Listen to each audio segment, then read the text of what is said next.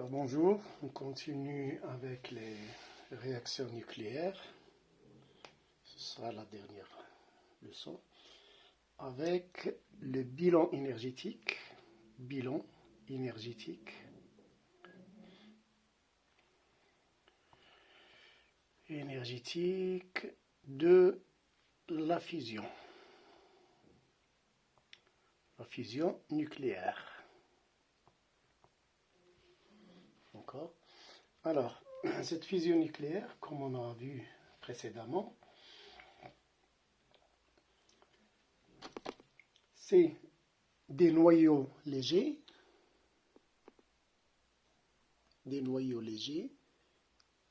qui vont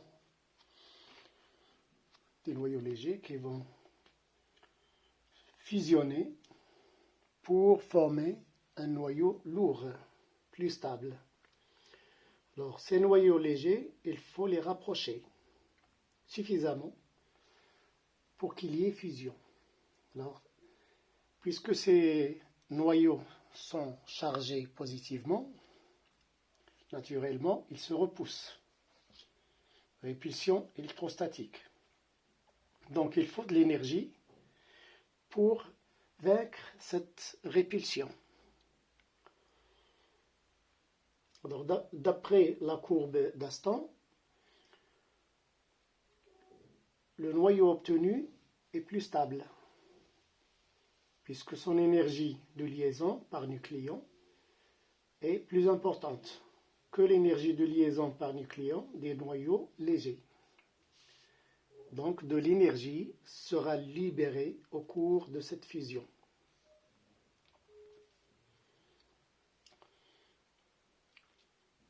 Alors, notons que les noyaux radioactifs obtenus ont une durée de vie très faible, ce qui permet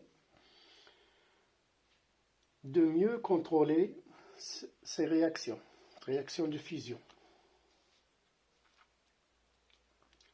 Donc, l'exemple qu'on a vu, c'est la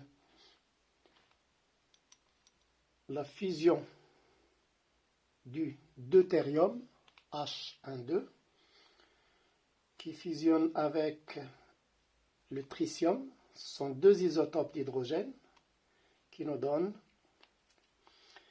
un noyau d'hélium 2, 4 plus un neutron pour respecter les lois de Soddy. Voilà. Alors, le bilan énergétique de cette fusion est comme suit. Alors, par exemple, on se propose de calculer l'énergie. Calcul de l'énergie.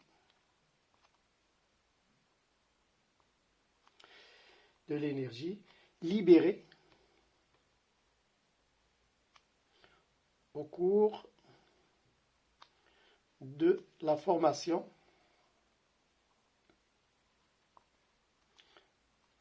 d'un noyau, d'hélium, He24. Pour avoir une idée sur l'aspect énergétique de cette fusion. Alors, nous avons vu dans le bilan énergétique de la fission que l'énergie Q libérée par la réaction est de la forme M, la masse avant la fusion, moins la masse après la fusion, fois C au carré. D'accord. Alors, la masse avant la fusion, si on va calculer avec les valeurs numériques, la masse avant la fusion, c'est la masse de deutérium plus la masse du tritium, 1,3. La masse après, c'est la masse du noyau d'hélium plus la masse du neutron. Et tout ceci, évidemment, fois C au carré. Alors on remplace, nous avons les données de ces masses en unités de masse atomique. Pour le deutérium, c'est 2,0135 U en unité de masse atomique. Pour le tritium, c'est 3,0155 moins. Pour l'hélium, c'est 4,00150 U. Pour le neutron, c'est 1,0086. Alors tout ça, évidemment, fois C au carré. Ok, voilà. Alors, tout calcul fait, avec votre calculette, vous allez calculer cette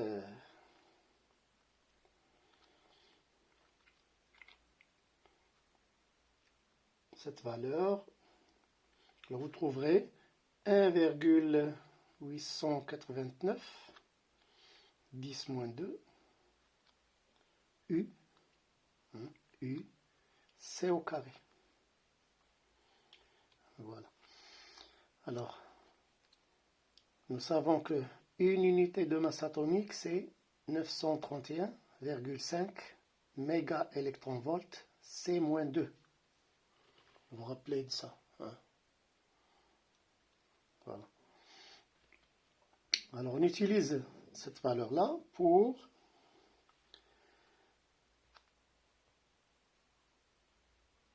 compléter ce calcul fois 931,5 mégaélectronvolts C-2 fois C au carré. Voilà l'intérêt d'utiliser cet équivalent en énergie de l'unité de masse atomique. Donc C-2 fois C au carré, c'est 1. Il nous reste 17,6 mégaélectronvolts. Alors ça, c'est l'énergie libérée au cours de la formation d'un seul noyau d'hélium. Voilà. Alors, ça c'est pour un seul noyau, c'est 17,6 mégaélectronvolts, millions d'électronvolts. Donc, que se passerait-il si, par exemple, il y a formation d'1 gramme d'hélium? 1 gramme, on va voir une petite masse, mais vous verrez la valeur de son énergie. Calcul de l'énergie libérée, toujours, lors de la formation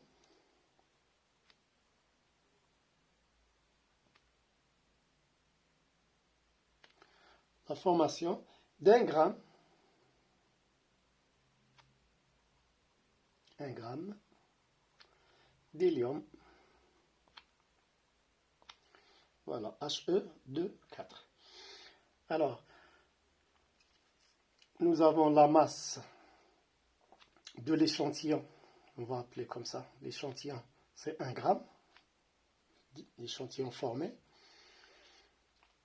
Et nous avons la masse d'un seul noyau, He2,4. D'accord? Ça, c'est donné. Alors ça correspond à un noyau. Et cette masse-là correspond au nombre de noyaux que l'on veut calculer, n noyaux. Alors ça veut dire que le nombre de noyaux que l'on veut calculer, c'est n sur 1 égale masse d'échantillon sur la masse d'un seul noyau d'hélium. C'est-à-dire m de l'échantillon, qui est 1 gramme, divisé par la masse d'un seul noyau. Et ça, c'est, on va mettre ici, 1 gramme, c'est-à-dire 1 10 moins 3 kg. Alors là, je vais utiliser le kilogramme, vous verrez pourquoi. Alors non, c'est kilogramme pour la masse, puisqu'on m'a donné 1 gramme. Mais la masse du noyau d'hélium, c'est donné en unité de masse atomique. Mais il ne faut pas s'inquiéter, là nous avons 4,00150 U. Et vous savez que U, alors 1 U, c'est combien? C'est 1,66054 10 moins 27 kg. N'oubliez pas ça. Voilà. Donc je le mets ici. 1,66054 10 moins 27 kg toujours. Kilogramme. Voilà. Donc finalement, kilogramme avec kilogramme, il s'en va. C'est la raison pour laquelle j'ai converti l'unité de masse atomique en kilogrammes. Il me reste le nombre de noyaux, 1,50 10 puissance 23 noyaux. Voilà, c'est le nombre n, contenu dans la masse petit m qui est 1 gramme. Alors maintenant, revenons à l'énergie. L'énergie libérée par la formation d'1 gramme d'hélium, c'est-à-dire de n noyaux d'hélium, c'est N fois Q. Q étant l'énergie libérée lors de la formation d'un seul noyau. Donc on va la noter comme ça. E sera égal à N, nombre de noyaux, fois Q, énergie libérée par la formation d'un seul noyau. Donc c'est 1,5 50 10 23 fois l'énergie qu'on a trouvée tout à l'heure, 10,6 méga électronvolts. Et là, vous trouverez que c'est 2,64 10 puissance 24 méga électronvolts. Et regardez, pour 1 gramme, pour 1 petit gramme, la valeur de l'énergie libérée. C'est 2,64 10 puissance 24 millions d'électronvolts. C'est énorme. Alors pour une grande masse, je vous laisse imaginer. C'est pour avoir une idée sur l'importance énergétique de ces réactions. Alors, une petite idée encore. La première bombe à fusion, la bombe H, formée à base de cette réaction, a été testée en 1952 par les États-Unis. Elle a explosé sur une île dans le Pacifique et ils ont constaté, après l'explosion, que cette bombe était 1000 fois plus puissante que la bombe atomique lancée sur Hiroshima. Et ça, c'est vraiment ahurissant. Ils ont vu que cette bombe n'a rien laissé derrière elle après explosion. C'est-à-dire aucun être vivant. Il a tout ravagé. Donc, d'où l'importance extrême de ces réactions. Bon, donc merci, à la prochaine. On verra la suite, Inch'Allah.